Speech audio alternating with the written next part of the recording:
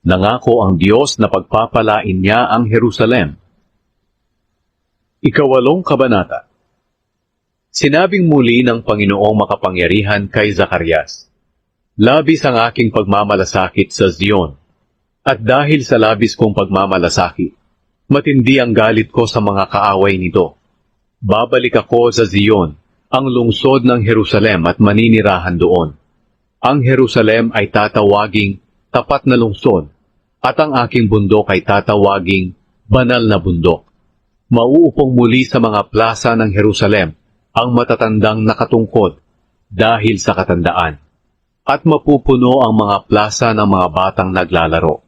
Sinabi pa ng makapangyarihang Panginoon, maaaring imposible itong mangyari sa isip ng mga natitira kong mga mamamayan, pero hindi ito imposible sa akin. Ililigtas ko ang aking mga mamamayang binihag at dinala sa mga lupain sa silangan at sa kanluran. Dadalhin ko sila pabalik sa Jerusalem at patitirahin doon. At minsan pang magiging mga mamamayan ko sila, at ako ang kanilang magiging tapat at makatarungang Diyos. Sinabi pa ng makapangyarihang Panginoon, ang mga mensaheng ito ay sinabi rin ng mga propeta noong itinayong muli ang pundasyon ng aking templo. At ngayong napakinggan ninyo itong muli, magpakatatag kayo upang matapos ninyo ang pagpapatayo ng templo.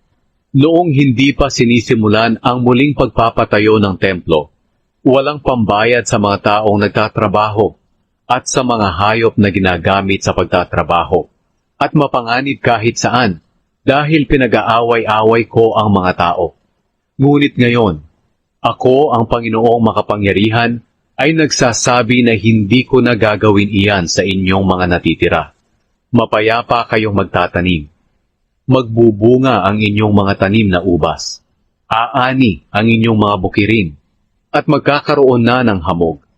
Ibibigay ko ang lahat ng ito sa inyo na mga natira. Mga taga-Huda at taga-Israel, isinusumpa kayo ng ibang mga bansa. Ngunit ililigtas ko kayo at magiging pagpapala kayo sa kanila. Kaya huwag kayong matakot. Sa halip, magpakatatag kayo. Sinabi pa ng Panginoong makapangyarihan, noong ginalit ako ng inyong mga ninuno, napagpasyahan kong parusahan kayo at huwag kahabagan. Ngunit napagpasyahan ko ngayon na muling maging mabuti sa Jerusalem at Huda. Kaya huwag kayong matakot. Ito ang dapat ninyong gawin. Magsabi kayo ng totoo sa isa't isa. Humatol kayo ng tama sa inyong mga hukuman para sa ikabubuti ng lahat. Huwag kayong magbalak ng masama laban sa inyong kapwa at huwag kayong susumpa ng kasinungalingan dahil ang lahat ng iyan ay aking kinapopuotan.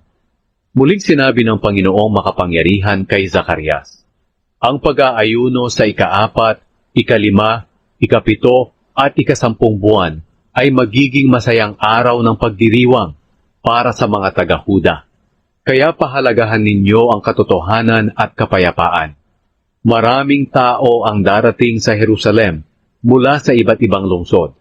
Ang mga mamamayan ng isang lungsod ay pupunta sa isang lungsod at sasabihin nila, pupunta kami para dumulog at manalangin sa Panginoong makapangyarihan. Halikayo, sumama kayo sa amin. Maraming taong mula sa makapangyarihang mga bansa ang pupunta sa Jerusalem upang dumulog at manalangin sa akin.